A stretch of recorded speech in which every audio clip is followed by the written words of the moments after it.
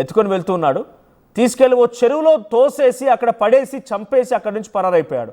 So ఒకసారి దీనికి సంబంధించి మరిన్ని అప్డేట్స్ మా ప్రతినిధి గంగారెడ్డి సిద్ధంగా ఉన్నారు. గంగారెడ్డి, ఏం జరిగింది? కామారెడ్డిలో కన్న తండ్రి కసాయిలా మారిపోయి ముగ్గురు పిల్లల్ని చంపేశాడు, ఆర్థిక భారం అని చెప్తున్నాడు.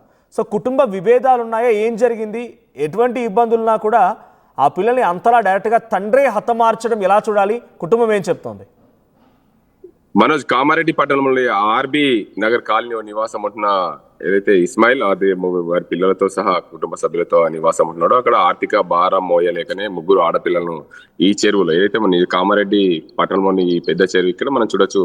ఈ పెద్ద చెరువులోనే ఇక్కడ ముగ్గురిని ఇక్కడికి తీసుకొచ్చి హతమార్చిన పరిస్థితి. దీనికి అంతటికి సంబంధించి పోలీసులు అయితే పూర్తి స్థాయిలో రాత్రి వీరందరినీ కూడా గాలింటి చర్యలు చేపట్టి బయటికి తీసిన పరిస్థితి. రాత్రి 12 గంటల వరకు కూడా పోలీసులు ఈ 3 మృతదేహాలను తీసిన పరిస్థితి నెలకొంది. మొత్తంగా కామారెడ్డి పట్టణంలో అయితే నిన్న 24 గంటల లోపునే 5 మంది మిస్ అయ్యారని చెప్పి మనం నిన్న సాయంత్రం వార్త ఇచ్చిన పరిస్థితి. దానికి సంబంధించి పోలీసులు స్పందించారు.